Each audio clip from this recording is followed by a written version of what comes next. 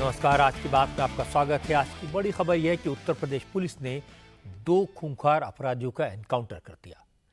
बहराइच में मूर्ति विसर्जन के जुलूस के दौरान फायरिंग करने वाले सरफराज और तालीम का एनकाउंटर हो गया।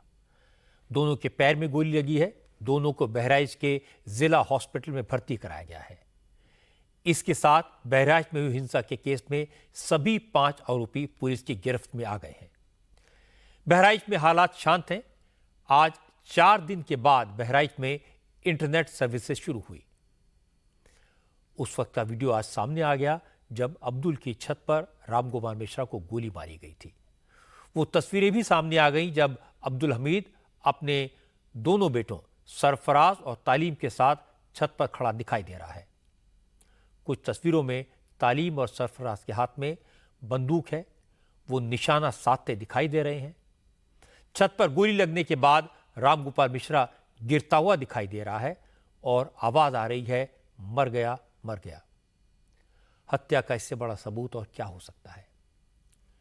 प्री प्लान्ड साजिश के तहत बर्बर हत्या हुई। इसमें अब्दुल हमीद और उसके बेटे सरफराज, तालीम और मोहम्मद फहीम शामिल हैं। अब इसमें कोई शक नहीं है। अब ये सब के सब पुलिस की गिरफ्त में है। सबके खिलाफ पुख्ता सबूत है। लेकिन जैसे ही सरफराज और तालीम के एनकाउंटर की खबर आई तो सियासत शुरू हो गई।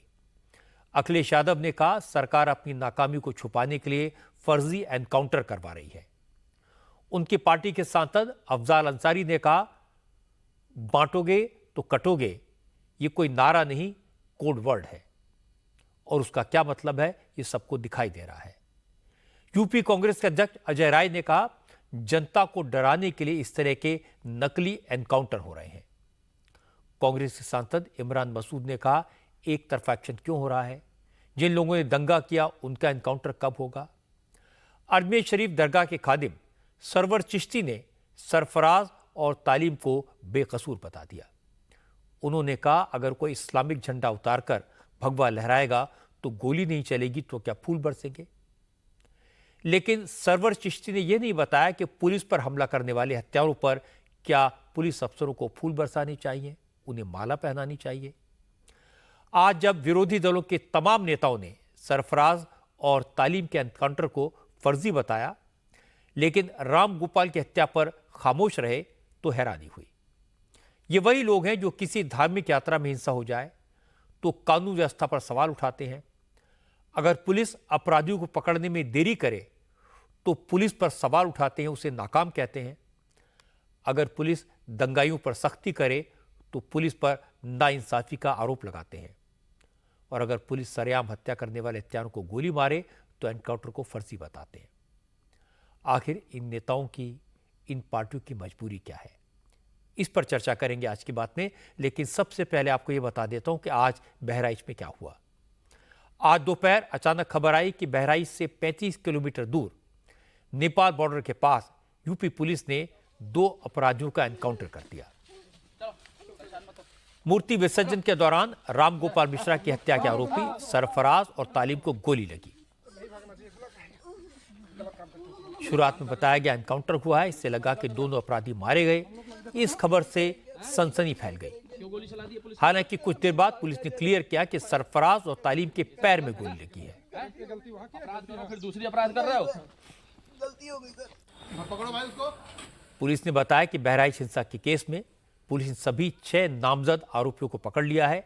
एक शख्स राजा उर्फ साहिर खान को कल पकड़ लिया गया था, जबकि आज मुख्य आरोपी अब्दुल हमीद और उसके 3 बेटों मोहम्मद सरफराज, मोहम्मद तालीम, मोहम्मद फहीम के अलावा मोहम्मद अफजल को भी गिरफ्तार कर लिया गया।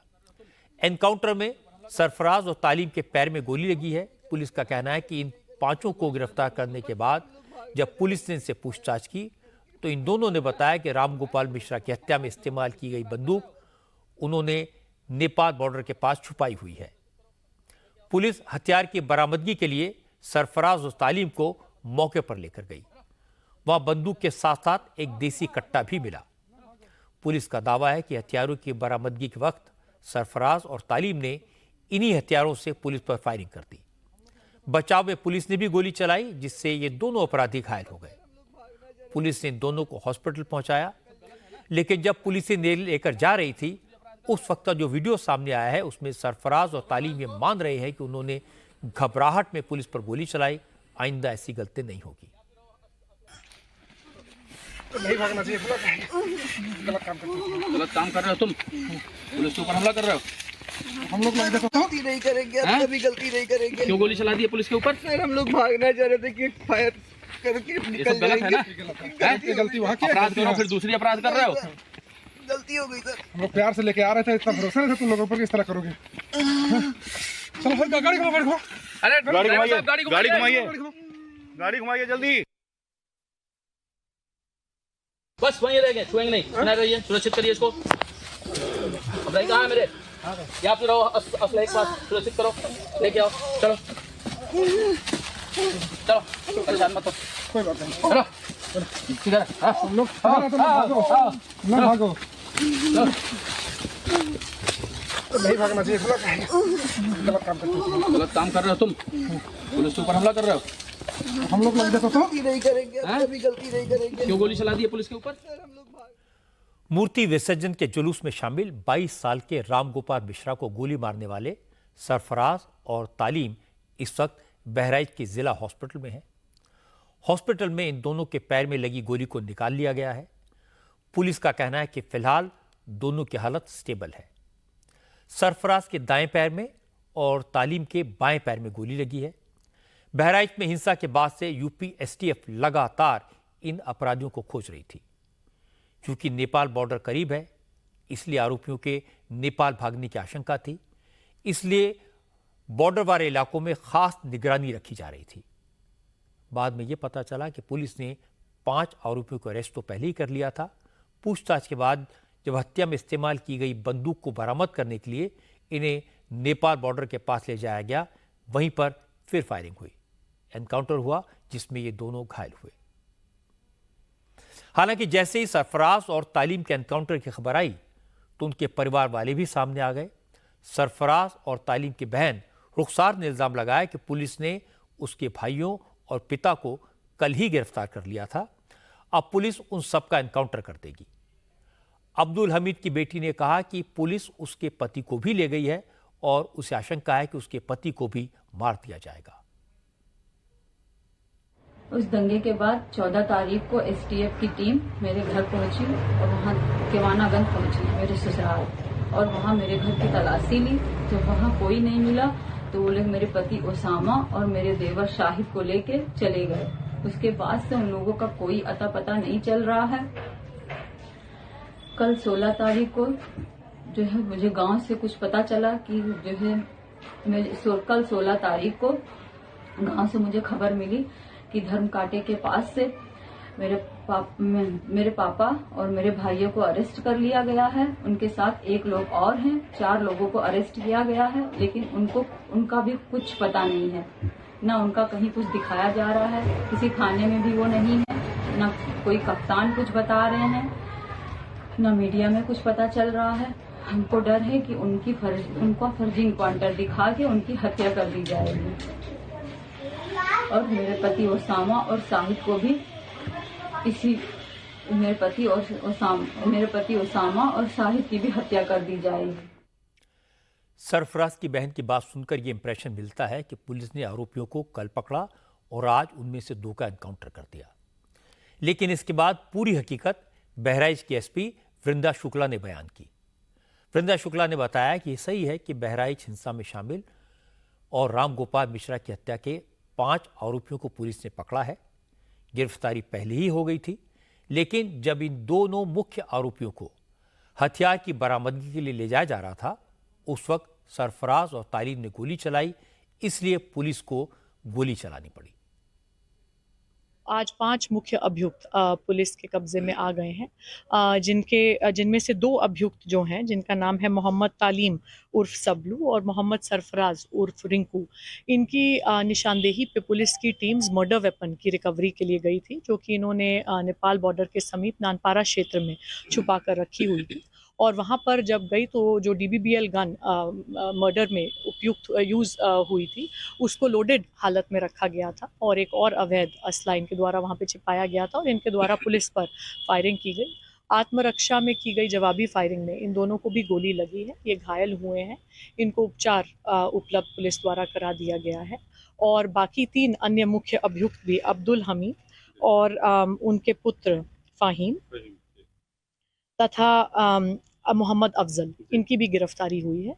और इनसे की गई पूछताछ के आधार पे जो अन्य अभियुक्तों की जानकारी हुई है उन पर भी निरंतर हमारी टीम्स काम कर रही हैं। शीघ्र अतिशीघ्र उनकी भी गिरफ्तारी। वृंदा शुक्ला की बात ठीक लग रही है, क्योंकि अगर पुलिस का मकसद अपराधियों को जान से मारना होता तो पैर पर गोली क्यों मारी जाती, और पुलिस अपराधियों को लेकर तुरंत हॉस्पिटल क्यों भागती। सरफराज और तालीम को एनकाउंटर के बाद सबसे पहले पास के गांव में मौजूद प्राइमरी हेल्थ सेंटर में ले जाया गया। जल्दी से जल्दी फर्स्ट एड दी गई। इस प्राइमरी हेल्थ सेंटर के डॉक्टर ने बताया कि 2 घायल लोगों को लेकर पुलिस आई थी। उनकी हालत ठीक थी, पैर में गोली लगी है, इसलिए फर्स्ट एड के बाद दोनों को जिला हॉस्पिटल के लिए रेफर कर दिया गया। 2 व्यक्ति आए थे हमारे यहाँ, जो 2 लोग, एक सरफराज करके नाम है और एक तालिम करके, मोहम्मद तालिम। तो दोनों के, एक के दाएं पैर में है, एक के बाएं पैर में है। क्या स्थिति है सर? स्थिति दोनों की सही है। बाकी हमने डिस्ट्रिक्ट हॉस्पिटल बहराइच के लिए रेफर कर दिया है, वहाँ एक्सरे और फर्दर मैनेजमेंट के लिए। स्थिति दोनों की नॉर्मल है। पुलिस ने पूरी कहानी बता दी। अपराधी भी वीडियो में ये कहते हुए दिखाई दे रहे हैं कि उन्होंने घबराहट में पुलिस पर गोली चलाई। वो मान रहे हैं उनसे गलती हो गई, लेकिन इसके बाद भी इस मुद्दे पर सियासत शुरू हो गई। पुलिस पर, योगी आदित्यनाथ की सरकार पर सवाल उठाए गए। सबसे पहला रिएक्शन अखिलेश यादव का आया। अखिलेश यादव ने कहा कि योगी सरकार अपराध देखकर नहीं बल्कि नाम देखकर एनकाउंटर करती है। योगी सरकार से यूपी का लॉ एंड ऑर्डर संभल नहीं पा रहा, और जब स्थिति बिगड़ जाती है तब एनकाउंटर के जरिए वाहवाही लूटने की कोशिश की जाती है। जो लोग एक शांतिपूर्ण तरीके से एक कस्बे, गांव का या आसपास के लोगों का कार्यक्रम शांतिपूर्ण से संपन्न नहीं करा पा रहे हैं, उनसे लॉ ऑर्डर की क्या उम्मीद करेंगे आप? और फिर ये इनकाउंटर, हाफ इनकाउंटर, ये डराने के लिए हैं। आप मुझसे ना नाम बताते ना कुछ बताते, तब भी मैं कह सकता था कि इनकाउंटर किसका किया इन्होंने। इनकाउंटर करना और नफरत को बढ़ावा देना, ये सरकार को नया तरीका मिल गया है काम करने का। ये अपनी सब नाकामी छिपा रहे हैं। याद कीजिए, उससे पहले दुनिया में कहीं ऐसा होता हो कि जब पहले इनकाउंटर पे सवाल उठाओ मंगेश पर, तो सरकार कहती है क्योंकि हमें बैलेंस करना है तो उसमें क्षत्रिय को भी मार दिया। तो ये कहाँ का लॉ एंड ऑर्डर है? कहाँ की ये व्यवस्था है जहां पर आप बैलेंस करने के लिए किसी की जान ले रहे हैं? और सरकार अपनी नाकामी छिपाने के लिए खासकर इस तरह के इनकाउंटर कर रही है। जिस वक्त बहराइच में हिंसा के 2 आरोपियों के एनकाउंटर की खबर आई, उस वक्त यूपी कांग्रेस के नेताओं की एक मीटिंग चल रही थी। ये सभी नेता मुरादाबाद के कुंदरकी में संविधान बचाओ संकल्प सम्मेलन कर रहे थे। चूंकि कुंदरकी विधानसभा में जल्दी ही बाई इलेक्शन होने वाले हैं, इसलिए यूपी कांग्रेस के अध्यक्ष अजय राय ने एनकाउंटर को फर्जी बताने में जरा भी देर नहीं लगाई। ये पहले से फर्जी इनकाउंटर करा रही है, चाहे वो मंगेश यादव का हो, अजीत प्रताप सिंह का हो, चाहे ये बहराइच, ये केवल और केवल अपने फेलिवर को, अपनी कमियों को छिपाने के लिए किया। इसके बाद कांग्रेस के एक और नेता सहारनपुर से सांसद इमरान मसूद ने कहा कि यूपी की पुलिस ज्यादातर मामलों में एक तरफा एक्शन ले रही है। क्या पुलिस उन दंगाइयों का भी एनकाउंटर करेगी जिन्होंने मुसलमानों के घरों में तोड़फोड़ और आगजनी की?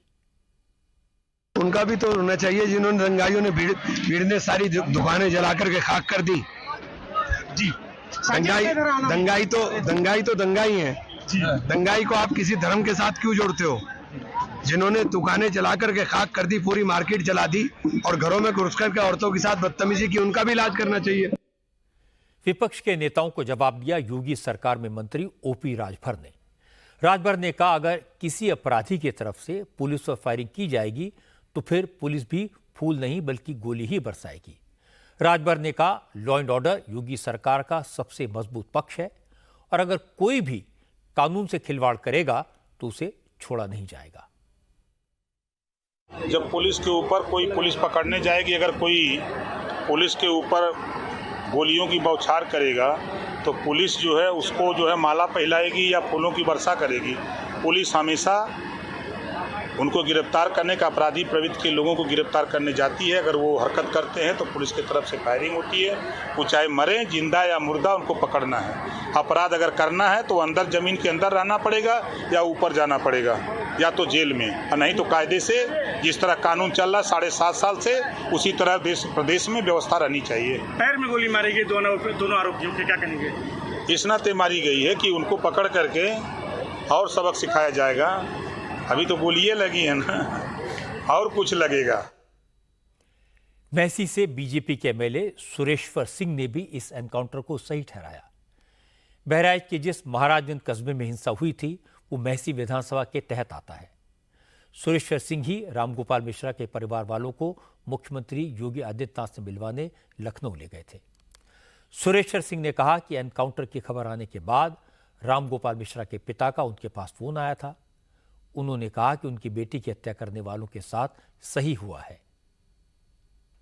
आप बेटे के पिताजी का फोन आया था, उन्होंने कहा कि जैसा कि सरकार ने हमको आश्वासन दिया था, योगी जी ने कहा था कि पूरी सरकार आपके साथ खड़ी है, आपके साथ अन्याय हुआ है। उन्होंने जो कहा था सो किया, गिरफ्तारी हुई और गिरफ्तारी के बाद में उन लोगों को गोली भी लगी है। मैं इससे पूर्णतया संतुष्ट हूँ। और जैसा कि आप जानते हैं कि STF, ATS, rapid action force, बाहर के एलआईयू, सारे एडीजी लैंड ऑर्डर, एसटीएफ के इंचार्ज, सारे लोग यहाँ पर मौजूद थे। गृह सचिव यहाँ पे मौजूद थे, कैंप कर रहे थे। तो ये कड़ी कार्रवाई होने का ही एक संकेत था और उसी के आधार पे इतने जल्दी नेपाल जाते हुए लोगों की गिरफ्तारी हुई और जिन लोगों ने प्रतिरोध किया, पुलिस ने जवाबी फायरिंग की, उसमें 2 लोग घायल भी हुए हैं। सुरेश्वर सिंह और बीजेपी के नेता कितने ही सबूत दें, कितने ही तर्क दें, इतना तो तय है कि विपक्षी पार्टियां इस एनकाउंटर पर सवाल उठाती रहेगी। अब मैं आपको इस मामले में पुलिस का पक्ष सुनवाता हूं। एनकाउंटर पर सवाल उठाने वालों को यूपी के डीजीपी प्रशांत कुमार ने जवाब दिया। प्रशांत कुमार ने कहा दोनों आरोपियों ने पुलिस पर फायरिंग की, जिसके बाद पुलिस को मजबूरन जवाब देना पड़ा। आज जो है उस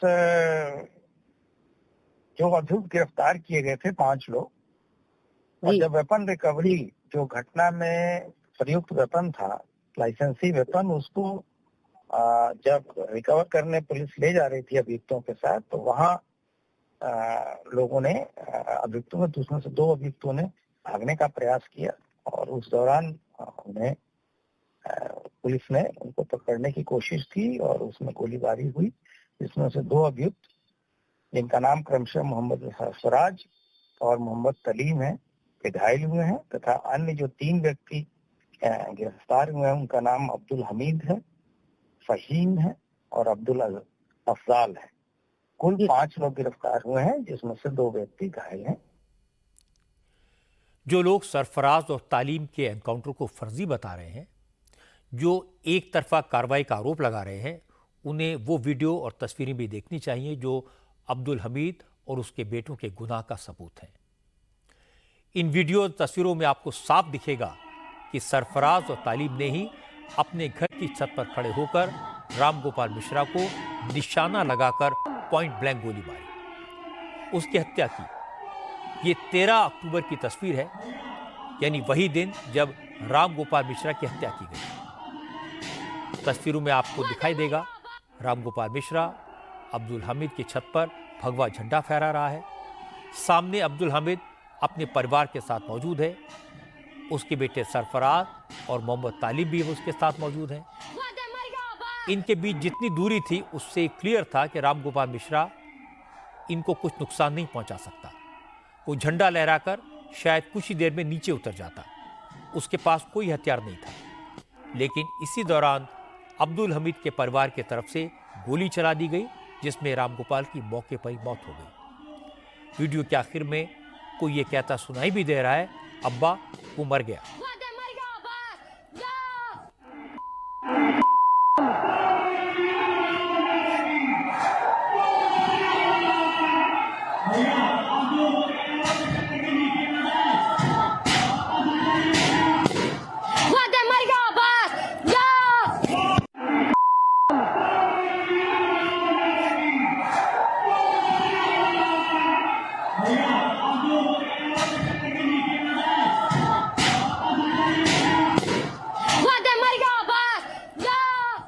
जिस सरफराज का आज एनकाउंटर हुआ, कहा जा रहा है कि गोली उसी ने चलाई थी।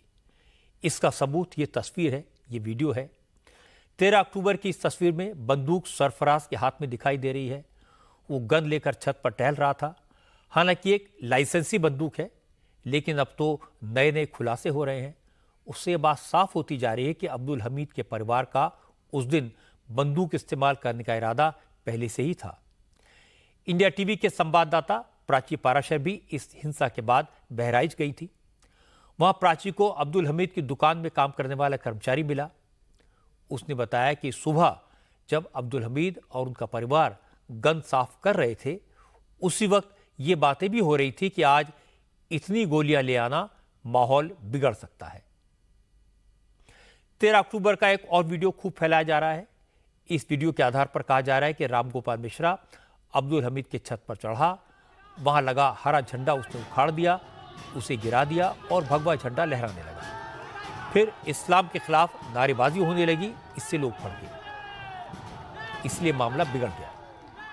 लेकिन विसर्जन के जुलूस में मौजूद लोगों ने बताया कि जब जुलूस अब्दुल हमीद के घर के सामने से गुजर रहा था, उस वक्त भी डीजे बज रहा था, उस वक्त भी नारे लग रहे थे।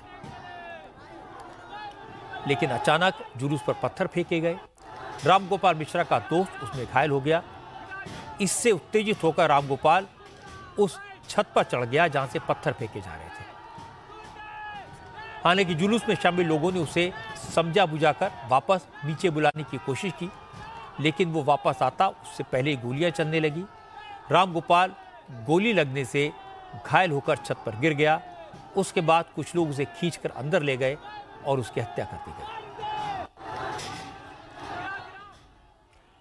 वीडियो एविडेंस है, तस्वीरें हैं, सारी हकीकत सामने है।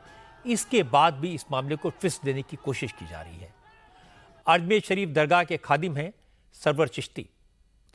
सरवर चिश्ती ने कहा, मुसलमानों के घर में घुसकर हरा झंडा उतारोगे तो फूल तो बरसेंगे नहीं। न्यूटन के लॉ ऑफ मोशन का सिद्धांत होगा तो ऑपोजिट रिएक्शन भी होगा, और वैसा ही हुआ। ये तो कुदरत का कानून है। ये तो इंतहा हो गई। ये तो किसी भी डेमोक्रेटिक कंट्री में नहीं होता है, जबकि कहते हैं मदर ऑफ ऑल डेमोक्रेसी हमारे देश को कहा जाता है। बहराइच में आप मुसलमानों के घर पे एक भीड़, नीचे भीड़ खड़ी है, डीजे बज रहा है, मुसलमानों को अनाप शनाप कहा जा रहा है। घर पे चढ़ के हरा झंडा उतार के मुसलमानों का और भगवा झंडा लहराया जा रहा है, तो फिर फूल तो बरसेंगे नहीं। जो हुआ तो यही होना था। न्यूटन्स लॉ ऑफ मोशन है, for every action there is equal and opposite reaction. ये कुदरत का कानून है। आप घरों में भी घुस जाओगे, डीजे पे गालियां भी बकोगे, धर्म को भी गालियां बकोगे, हमारे लोगों को भी गालियां बकोगे, एक समुदाय मुसलमान समुदाय को गाली बकोगे, और फिर ये भी कहोगे कि मुसलमान रिएक्ट ना करें। सरवर चिश्ती कह रहे हैं कि रामगोपाल मिश्रा अब्दुल के घर की छत पर चढ़ा, हरा झंडा उतारा, इसलिए फायरिंग हुई। लेकिन मैं आपको अब्दुल हमीद के स्टाफ की बात सुनवाता हूं। इसकी बात सुनकर आपको समझ आ जाएगा कि फायरिंग अचानक नहीं हुई, पूरी तैयारी के साथ सोच समझ कर की गई। अब्दुल हमीद के स्टाफ मेंबर ने खुलासा किया कि अब्दुल हमीद घटना से एक दिन पहले घर में बंदूक साफ कर रहा था। उसने कारतूस मंगवाए थे और यह कहा था कल कुछ बड़ा हो सकता है, इसलिए तैयारी रखनी पड़ेगी।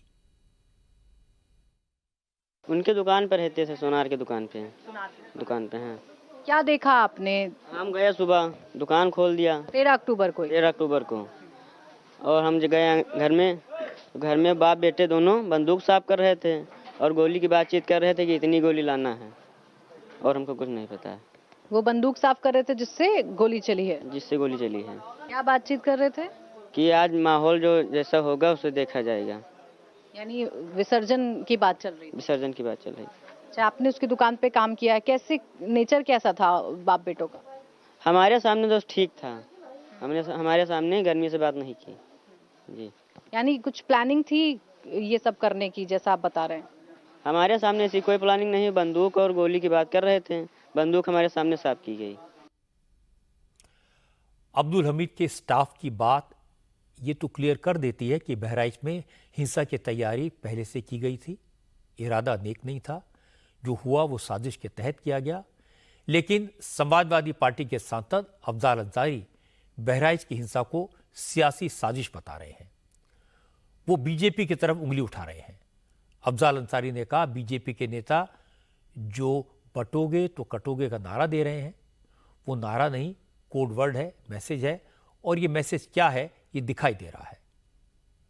बटोगे कटोगे का नारा दिया गया है, माहौल फिर भी नहीं बिगड़ा, लेकिन उनके इस कोड वर्ड को, ये नारा से बहराइच ये कोड वर्ड है, ये नारा नहीं कोड वर्ड है, बहराइच में जो हुआ उन अराजक तत्वों के लिए कोड वर्ड है कि आप जो कुछ करना है कर दो। और इस वक्त बहराइच से हमारी संवाददाता रुचि कुमार हमारे साथ हैं। रुचि, बहराइच की घटना को लेकर क्या अपडेट है आपके पास में? वहां कैसे हालात हैं, क्या बता सकती हैं आप? ये जो दोनों लोग एनकाउंटर में घायल हुए हैं उनका इलाज यहाँ जिला अस्पताल में बहराइच के चल रहा है, क्योंकि गोली अंदर है और जहाँ पहले सीएससी नानपारा ले जाया गया था वहाँ इंतजाम नहीं थे, तो जिला अस्पताल लाया गया है। दोनों की हालत ठीक बताई जा रही है, पैर में गोली है वो निकाल दी जाएगी। बाकी जो आज 3 लोग पकड़े गए हैं, जिसमें अब्दुल हमीद और उसका एक लड़का और 2 लोग और हैं, उनसे पूछताछ पुलिस कर रही है, जानने की कोशिश कर रही है कि ये जो उस दिन घटना हुई जिसमें रामगोपाल मिश्रा की जान गई, वो क्या पहले से उसको प्लानिंग की गई थी, क्या कर रहे थे, फिर जब घटना हो गई तो वो कहाँ भागे, कहाँ छुपे, ये सारी चीजों की पूछताछ हो रही है। इलाके की बात अगर करें रजत जी, तो यहाँ पर काफी बड़ी संख्या में आप देखेंगे तो बाजार भी सब खुल गए हैं, नॉर्मल जिंदगी लोग जीना शुरू कर दिया है। जहाँ पे रामगोपाल मिश्रा की हत्या हुई थी महाराजगंज में, उसको छोड़ दे तो आसपास जो बाजार सब बंद थे वो आज खुल गए हैं, तो काफी इंटरनेट भी यहाँ पर शुरू हो गया है, तो हालात सामान्य हो रहे हैं। अब बस पुलिस ने, क्योंकि ये जो आरोपी थे, नामजद 10 आरोपी थे, उनमें से 6 को पकड़ भी लिया है, तो बड़ी कामयाबी पुलिस के लिए है और उस परिवार के लिए भी। आप कह सकते हैं इसको कामयाबी तो नहीं कहेंगे, क्योंकि किसी ने अपने बेटे को, किसी ने अपने पति को खोया है। 4 महीने पहले रामगोपाल मिश्रा की शादी हुई थी, लव मैरिज थी, तो उस पत्नी का हाल तो हम समझ सकते हैं, लेकिन कम से कम उनको ये संतोष होगा कि जो दोषी था उसको पुलिस ने पकड़ लिया है। तो हालात यहाँ पर तनाव अभी भी है, लेकिन शांति है। प्रशासन की पूरी कोशिश है कि पहले की तरह यहाँ पे जो जिंदगी है वो यहाँ शुरू हो सके, पूरे कस्बे में बाजार खुले, लोग घरों से निकले। जी रजत जी। रुचि, आप नज़र बनाए रखिए, स्थिति में तनाव है और कुछ भी हो सकता है। हम लगातार आपके साथ संपर्क में रहेंगे। फिलहाल बहुत बहुत शुक्रिया आपका। आज 2 तरह की तस्वीरें आई। एक वो दिल दहलाने वाली तस्वीर जिसमें रामगोपाल मिश्रा को गोली मारी गई। रामगोपाल पर निशाना लगाकर बंदूक से मारने वाले तालीम और सरफराज भी साफ दिखाई दे रहे हैं। दूसरी तस्वीर लंगड़ा कर चलते तालीम और सरफराज की है, जिन्हें एनकाउंटर में यूपी पुलिस ने गोली मारी। हैरानी की बात है कि आज भी कुछ लोग हत्यारों की हिमायत करते नजर आए। जो लोग कैमरे पर गोली चलाकर हत्या करते हुए दिखाई दे रहे हैं, उनको सपोर्ट करते नजर आए। पैर में गोली लगने के बाद दोनों अपराधी कह रहे हैं कि हमने भागने की कोशिश की थी, इसलिए पुलिस को गोली चलानी पड़ी। वो मान रहे हैं कि उनसे गलती हुई थी, लेकिन तो भी कुछ पॉलिटिकल लीडर इसे फर्जी एनकाउंटर करार देने की कोशिश में लगे हैं। इन लोगों को लगता है कि पुलिस ने हत्या के आरोप में जिन्हें पकड़ा, उनके पैर में गोली मारकर पुलिस ने नाजायज काम किया। उनका तर्क यह है कि योगी सरकार ठोकों की नीति पर काम करती है और ये पॉलिसी सिर्फ मुसलमानों के लिए है। हालांकि अगर फैक्ट्स और फिगर्स देखें तो यह कहना गलत होगा कि यूपी में जो पुलिस एनकाउंटर हुए उसमें सिर्फ मुसलमान अपराधियों पर गोलियां चलाई गई। योगी सरकार के टाइम में जिन अपराधियों के साथ एनकाउंटर हुए हैं, जिन पर पुलिस ने गोली चलाई है, उनमें अगर मुस्लिम है तो ब्राह्मण भी हैं, ठाकुर भी हैं, यादव भी हैं और ओबीसी भी। पुलिस न तो नाम पूछकर गोली चलाती है और न मजहब देखकर एनकाउंटर करती है। बहराइच में जो हुआ वो बहुत दुर्भाग्यपूर्ण था। रामगोपाल मिश्रा के मर्डर के बाद जिस तरह लोगों के घर जलाए गए, दुकानें जलाई गई, वो भी अनफॉर्चुनेट है। लेकिन आज पुलिस ने अपराधियों को नेपाल बॉर्डर के पास जब आइडेंटिफाई करने के लिए कहा, वो हथियार जिनसे उन्होंने गोली चलाई थी, तो उन्होंने भागने की कोशिश की, उन्हीं हथियारों से गोली चलाई। उस एनकाउंटर पर सवाल उठाना किसी भी तरह से जस्टिफाइड नहीं है। मुझे लगता है ऐसे मामलों में पुलिस और अदालत को अपना अपना काम करने देना चाहिए। जो लोग आज एनकाउंटर पर सवाल उठा रहे हैं, क्या उन्हें यह दिखाई नहीं देता कि रामनवमी का जुलूस हो, हनुमान जयंती की शोभा यात्रा हो या फिर मूर्ति विसर्जन का जुलूस, ये सब मुस्लिम बहुल इलाकों से गुजरते हैं, तब हंगामा होता है। ऐसी घटनाएं बार बार हो रही हैं, पथराव हो रहा है। क्या ये सिर्फ संयोग है कि जब 13 अक्टूबर को मूर्ति विसर्जन की यात्रा पर पथराव हुआ, उसी वक्त देवरिया में भी मूर्ति विसर्जन के जुलूस पर चाकूबाजी की गई। दरअसल देवरिया के मझौली कस्बे में दुर्गा प्रतिमा को विसर्जन के लिए ले जाया जा रहा था। जुलूस में श्रद्धालु भजनों पर डांस कर रहे थे। इसी दौरान मुस्लिम समाज के कुछ युवक जुलूस में आए और वो भी नाचने लगे। जब उन्हें वहां से जाने को कहा गया तो विवाद शुरू हुआ और इसी दौरान 2 युवकों पर चाकू से हमला कर दिया गया।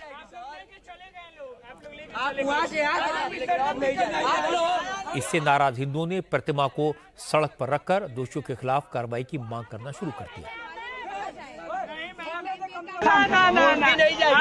चले गए लोग, आप लोग लेके आप वहाँ से उसको गिरफ्तार कीजिए बस। गिरफ्तार आप मेरी बात सुनिए, आप सबकी सारी बातें सुनी गई हैं। आप लोग की एक एक बात का अनुपालन किया जाएगा। 1 घंटे के अंदर पुलिस स्वतः संज्ञान लेकर FIR करेगी, कोई समस्या नहीं होगी। लेकिन आप लोगों को सहयोग करना पड़ेगा। सड़क में से बीच में बैठने से आपने अपना त्योहार हमें क्यों खराब करना है? कोई तीसरा व्यक्ति, निशांत अभी 1 मिनट, मेरी बात पूरी नहीं हुई है। कोई तीसरा व्यक्ति यदि हमारा अच्छा त्योहार जो सौहार्दपूर्ण से हम चला रहे हैं उसे खराब करता है तो क्या हम भी करेंगे खराब? नहीं ना, हमें तो अपना त्योहार अच्छे से मनाना है। विसर्जन करने के 1 घंटे बाद उसकी गिरफ्तारी निश्चित कर दी, निश्चित हो जाएगी। हंगामे की खबर सुनते ही पुलिस और प्रशासन के आला अधिकारी मौके पर पहुंचे। उन्होंने श्रद्धालुओं को समझा बुझाकर प्रतिमा का विसर्जन करवाया। विसर्जन में शामिल युवकों पर चाकू से हमला करने वाले अंगूर आलम नाम के एक आरोपी को गिरफ्तार भी कर लिया गया है। बाकी आरोपियों की तलाश की जा रही है। विसर्जन के जुलूस में कुछ लड़के बाहर से आए, जहां पे आपसी विवाद हुआ, लड़ाई झगड़ा हुआ और राजन जो जिसकी उम्र लगभग 19-20 वर्ष है, वो घायल हुआ। उसका इलाज CHC सलेमपुर में करवाया गया। अभी उसकी हालत स्थिर है। उसके और परिजनों द्वारा जो तहरीर दी गई है उसमें से मुख्य अभियुक्त जो है अंगूर आलम, उसकी गिरफ्तारी हो चुकी है, अन्य अज्ञात रूप में है। और मैं सभी से कहना चाहूँगी कि जो भी हमारे धार्मिक कार्यक्रमों में जो हमारी शांति व्यवस्था है उसको बिगाड़ने का प्रयास करेगा, उसके ऊपर बहुत कड़ी से कड़ी कार्रवाई की जाएगी। और शांति व्यवस्था पूरी तरह से अभी संतोषजनक है और हमारा जो विसर्जन का कार्यक्रम है वो पूर्ण हो चुका है। ऐसा बिल्कुल नहीं है कि मुस्लिम मोहल्लों में रहने वाले सभी लोग दंगा भड़काते हैं, मारपीट करते हैं। और ऐसा भी नहीं है कि मूर्ति विसर्जन या शोभा यात्रा में शामिल सभी लोग जानबूझकर मुस्लिम मोहल्लों में जोर जोर से डीजे बजाते हैं या नारे लगाते हैं। दोनों तरफ से कुछ शरारती लोग गड़बड़ करते हैं, कुछ शरारती लोग पथराव करते हैं, लोगों को उकसाते हैं, भड़काऊ नारे लगाते हैं। इसके बाद हिंसा होती है और इसी वजह से माहौल पूरे शहर का खराब हो जाता है। इसलिए ऐसे लोगों के खिलाफ सख्ती तो ज़रूरी है, चाहे वो किसी भी साइड से हो। पुलिस को एक्शन की खुली छूट देना भी ज़रूरी है और योगी आदित्यनाथ ने वही किया है और जनता इसको पसंद कर रही है। इसीलिए विरोधी दलों के नेता क्या कहते हैं, सरकार पर क्या इल्ज़ाम लगाते हैं, इसकी फिक्र योगी आदित्यनाथ को बिल्कुल नहीं है। उनका फोकस है राज्य का लॉ एंड ऑर्डर बना रहे। आगे बढ़ते हैं। आज कनाडा के प्राइम मिनिस्टर जस्टिन ट्रूडो ने माना कि उन्होंने हरदीप सिंह निज्जर की हत्या के केस में भारत के ऊपर जो इल्जाम लगाए हैं उसके कोई सबूत उनकी सरकार ने भारत के साथ शेयर नहीं किए हैं। जस्टिन ट्रूडो कनाडा की संसद के फॉरेन इंटरफेरेंस कमीशन के सामने पेश हुए थे। उन्होंने भारत के साथ खराब होते रिश्तों, हरदीप सिंह निज्जर की हत्या और इस मामले की जांच को लेकर अपनी सरकार का पक्ष कमीशन के सामने रखा। कमीशन के सामने पेशी के दौरान ट्रूडो ने कहा, जब उन्होंने पिछले साल भारत पर निज्जर की हत्या में शामिल होने का आरोप लगाया था, तब तक उनके पास केवल इंटेलिजेंस रिपोर्ट थी, कोई ठोस सबूत नहीं था। ट्रूडो ने कहा कि सितंबर में सार्वजनिक बयानबाजी के बावजूद उनकी सरकार भारत को कोई ठोस सबूत नहीं दे सकी। जस्टिन ट्रूडो ने कमीशन को बताया कि G20 समिट के लिए जब वो भारत गए तो उन्होंने मामले की जांच के लिए भारत की एजेंसीज का सहयोग मांगा, लेकिन जब भारत सरकार आरोपों के सबूत मांग रही थी तो उनकी सरकार कोई सबूत नहीं दे पाई, क्योंकि उन्होंने सिर्फ इंटेलिजेंस इनपुट के आधार पर इल्जाम लगाया था। सरकार के पास कोई एविडेंस थे ही नहीं। पिछले साल अगस्त और सितंबर के आखिरी दिनों के दौरान जो एक बड़ी बात हो रही थी वो ये थी कि भारत दुनिया की सबसे बड़ी अर्थव्यवस्थाओं के नेताओं के सम्मेलन यानी G20 शिखर सम्मेलन की मेजबानी करने जा रहा था। यह भारत के लिए बहुत बड़ा मौका था। भारत दुनिया के तमाम नेताओं का स्वागत अपने यहां कर रहा था। उनके लिए वो बहुत बड़ा सम्मेलन था।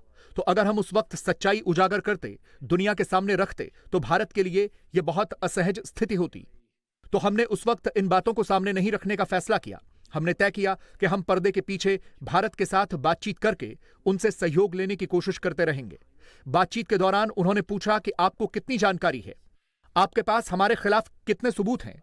हमने कहा कि ये बातें आपकी सुरक्षा एजेंसियों को पता होंगी, आपको उनसे बात करनी चाहिए, आपको ये सवाल उनसे करना चाहिए। उन्होंने कहा नहीं नहीं नहीं, आप बताइए कि आपको क्या क्या पता है, हमें सबूत दिखाएं। और उस वक्त तक हमारे पास इंटेलिजेंस ही थी, उस वक्त तक हमारे पास कोई ठोस सबूत नहीं था। और हमने कहा कि चलिए आपकी सुरक्षा एजेंसियों के साथ मिलकर कोशिश करते हैं और सबूत जुटाते हैं। तो उन्होंने कहा कि नहीं नहीं, हम ऐसा नहीं करने जा रहे। जस्टिन ट्रूडो की बात हैरान करने वाली है, क्योंकि पिछले 3 दिन में उन्होंने इस मुद्दे पर खूब बयानबाजी की, ब्रिटेन से भी सहयोग मांगा, भारत पर कनाडा में रहने वाले कनाडा के नागरिकों की हत्या का आरोप लगाया। लेकिन अब जस्टिन ट्रूडो कह रहे हैं कि उन्होंने बिना किसी सबूत के सिर्फ इंटेलिजेंस इनपुट के आधार पर इल्जाम लगाए थे। जस्टिन ट्रूडो के इस बयान को भारत सरकार ने बड़ा खराब बताया। भारत सरकार ने कहा कि जस्टिन ट्रूडो के बयान से साफ है कि भारत ने जो स्टैंड लिया था वो बिल्कुल सही है। विदेश मंत्रालय के प्रवक्ता रणधीर जायसवाल ने आज कहा कि कनाडा के प्राइम मिनिस्टर ने जो बात स्वीकार की है उससे साफ हो गया कि कनाडा की सरकार सियासी फायदे के लिए कनाडा में रहने वाले सिख समुदाय के वोट हासिल करने के लिए भारत पर झूठे इल्जाम लगा रही है, भारत की इमेज खराब करने की कोशिश कर रही है। We have made our position very clear. हमारे ऊपर जो गंभीर आरोप लगाए गए हैं उनको लेकर हमने अपना रुख बिल्कुल साफ कर दिया है। और जैसा कि हमने पहले जारी अपने बयान में बताया था और कल रात या फिर आज सुबह वो बात फिर दोहराई गई है कि कनाडा ने सितंबर 2023 से अब तक हमें कोई सबूत नहीं दिया है, जबकि उन्होंने भारत और भारत के डिप्लोमेट्स के ऊपर बेहद गंभीर इल्जाम लगाए हैं।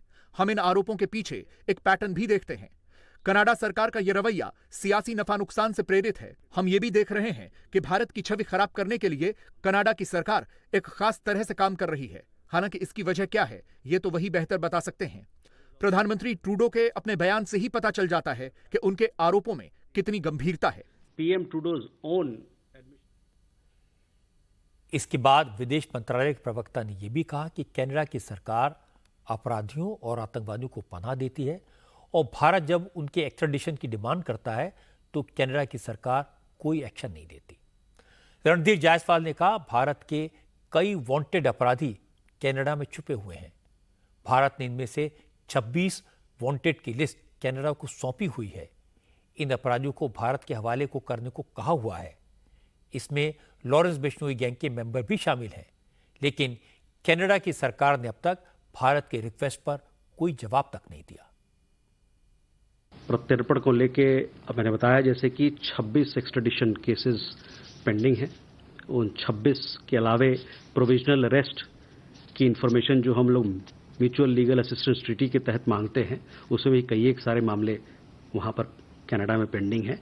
और जैसा कि मैंने बताया कि 5 लोग अपराधी लोग जो जिनके खिलाफ हम लोगों ने मांगा है, भगौड़े हैं, मांगा है कि इनका एक्स्ट्रेडिशन होना चाहिए, प्रत्यर्पण होना चाहिए। उनका नाम मैंने लिया आपके लिए, गुरजीत सिंह, गुरजिंदर सिंह, गुरप्रीत सिंह, लखबीर सिंह लंडा और अर्शदीप सिंह गिल। इसमें से वो भी लोग हैं जो ये जो गैंग्स हैं लॉरेंस बिश्नोई गैंग हो अथवा कोई और गैंग है, उसके भी मेंबर्स इसमें शामिल हैं। हरदीप सिंह निज्जर प्रत्यर्पण वाले सूची में नहीं है, किसी और मामले में उस पर उन पे चार्जेस लगे होंगे। प्रत्यर्पण के सूची में हरदीप सिंह, वहाँ पर करीबन 17 लाख 18 लाख भारतीय मूल के लोग रहते हैं। उसमें बहुत सारे लोग भारतीय नागरिक भी हैं, उनका सुरक्षा अहम है। वहाँ पर रहने वाले लोगों की सुरक्षा वहाँ की सरकार के हाथ में है और हम लोग का ये अपेक्षा है कि वहाँ की सरकार उनको सबको सुरक्षित रखेगी। जस्टिन ट्रूडो ने अपनी गलती मान ली है। भारत के विदेश मंत्रालय ने सारी बात साफ कर दी है, लेकिन हैरानी की बात यह कि कांग्रेस ने कनाडा के स्टैंड को सपोर्ट किया है।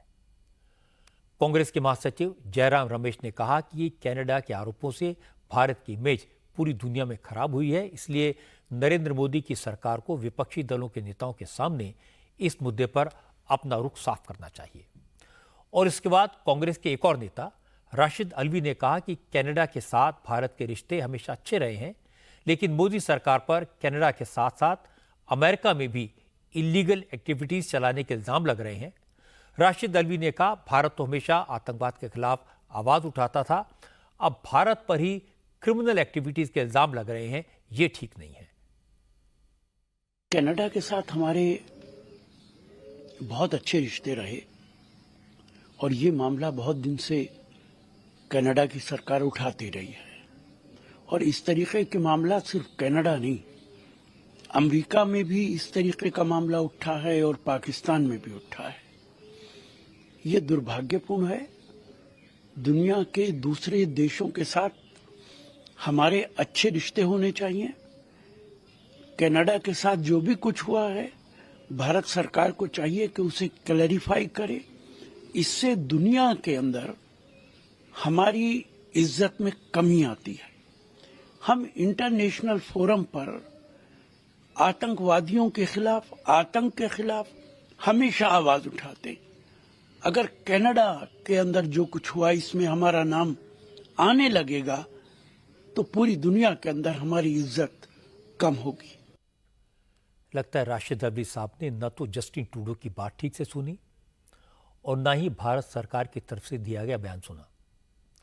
जस्टिन ट्रूडो ने पहले बिना सबूतों के भारत पर संगीन इल्जाम लगा दिए, ये कहकर सनसनी फैला दी कि भारत खालिस्तानी आतंकवादियों का सफाया करने के लिए लॉरेंस बिश्नोई के गैंग का इस्तेमाल कर रहा है। किसी भी जिम्मेदार पोजीशन पर बैठे लीडर को बिना पुख्ता सबूतों के इस तरह के इल्जाम नहीं लगाने चाहिए। इसीलिए कनाडा को भारत की तरफ से मुंहतोड़ जवाब दिया गया। हैरत की बात यह कि कांग्रेस के कुछ नेता जस्टिन ट्रूडो की तरफदारी कर रहे हैं। क्या वो नहीं जानते कि जस्टिन ट्रूडो ने यह सब क्यों किया? क्या उन्हें नहीं पता कि ट्रूडो किन से वोट और डोनेशन लेने के लिए इस मामले को इतना तूल दे रहे हैं? क्या यह कोई सीक्रेट है कि कनाडा में बैठकर खालिस्तानी आतंकवादी भारत के खिलाफ मुहिम चलाते हैं, मारकाट करते हैं? क्या भारत अपने दुश्मनों के खिलाफ हाथ पर हाथ रखकर बैठा रहे? क्या गैंग वॉर चलाने वाले भारत को धमकियां देते रहें और हम कुछ न करें? हम सब के लिए अपने देश का स्वाभिमान और अपने लोगों की सुरक्षा सबसे ऊपर होनी चाहिए। राजनीतिक मतभेद चाहे जितने भी गंभीर हों, जैसे भी हों, उन्हें हम अपने देश में बैठकर सुलझाएं तो अच्छा होगा। लेकिन जब बात आए देश के दुश्मनों की तो सबको एकजुट होना चाहिए। हरियाणा में आज नई सरकार का गठन हो गया। बीजेपी की सरकार लगातार तीसरी बार बनी और नायब सिंह सैनी ने लगातार दूसरी बार हरियाणा के मुख्यमंत्री के तौर पर शपथ ली। आज नायब सिंह सैनी के साथ 13 मंत्रियों ने शपथ ली। समारोह में नरेंद्र मोदी, अमित शाह, राजनाथ सिंह के अलावा बीजेपी शासित राज्यों के सारे मुख्यमंत्री और डिप्टी चीफ मिनिस्टर शामिल हुए। इसके अलावा बीजेपी ने शपथ ग्रहण समारोह में एनडीए के सहयोगियों को भी बुलाया था। शपथ ग्रहण समारोह में चंद्रबाबू नायडू, अजीत पवार, एकनाथ शिंदे, जेडीयू की तरफ से संजय झा भी पहुंचे थे। जिन 13 मंत्रियों ने आज शपथ ली, उनकी सूची देखकर लगता है कि बीजेपी ने सारे कास्ट कॉम्बिनेशन साधने की कोशिश की। उन तबकों का खास ख्याल रखा गया जिनसे बीजेपी को सबसे ज्यादा वोट मिले। नायब सिंह सैनी के मंत्रिमंडल में मुख्यमंत्री समेत कुल 5 मंत्री पिछड़े वर्ग से हैं। जाट, ब्राह्मण और शेड्यूल कास्ट से 2 मंत्री बनाए गए हैं। पंजाबी समुदाय के अनिल विज कैबिनेट में वापस लौट आए हैं। वहीं राजपूत और वैश्य कम्युनिटी के मेंबर्स को भी नायब सरकार में जगह मिली है। आज शपथ लेने वालों में अनिल विज, कृष्णलाल पवार, राव नरवीर सिंह, महिपाल ढांडा, विपुल गोयल, कृष्ण बेदी जैसे जो लोग हैं वो पहले मंत्री रह चुके हैं। राज्य मंत्री बनाए गए रणबीर गंगवा पिछली सरकार के दौरान विधानसभा में डिप्टी स्पीकर थे। नायब सरकार में शामिल नए चेहरों में अरविंद शर्मा, श्याम सिंह राणा, आरती राव, श्रुति चौधरी के अलावा गौरव गौतम शामिल हैं। आज कैबिनेट मिनिस्टर की शपथ लेने के बाद अनिल विज ने कहा वो 7वीं बार विधायक चुने गए हैं। उन्होंने पार्टी से कभी कुछ नहीं मांगा। पार्टी जो जिम्मेदारी दी उसे पूरी ईमानदारी से निभाया। मंत्री के तौर पर वो पहले से ज्यादा मेहनत करेंगे। आज का बहुत बड़ा ऐतिहासिक दिन है।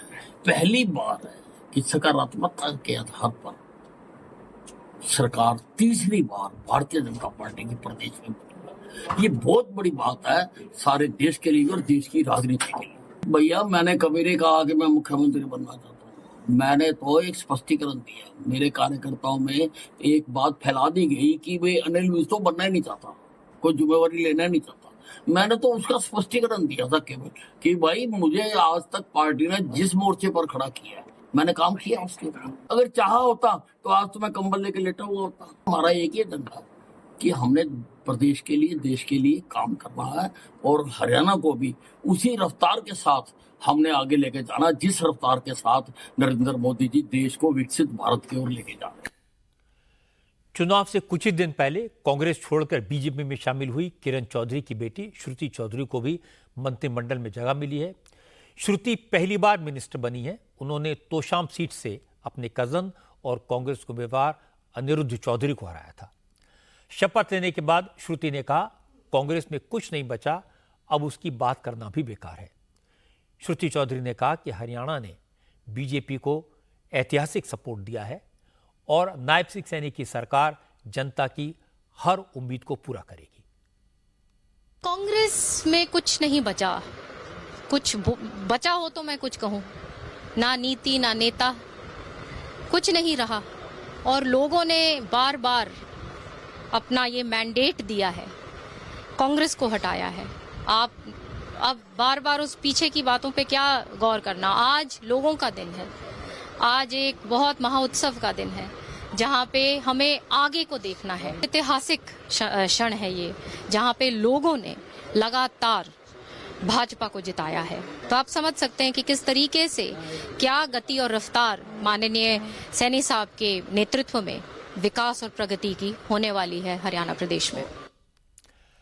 आज हरियाणा में सरकार बनाते समय बीजेपी ने सब जातियों का ध्यान रखा, सब नेताओं का ध्यान रखा, नए और पुराने का ध्यान रखा।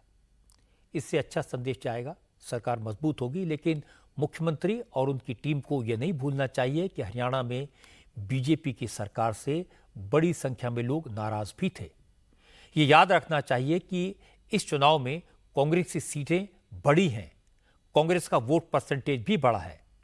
अब नायब सिंह सैनी की पहली प्राथमिकता होनी चाहिए इस नाराजगी को दूर करना, उन इश्यूज को आइडेंटिफाई करना जिनकी वजह से जनता नाराज थी और फिर एक एक करके उन मसलों को सॉल्व करना। आज उद्धव ठाकरे की शिवसेना के नेता संजय राउत ने बड़ी अजीब बात की।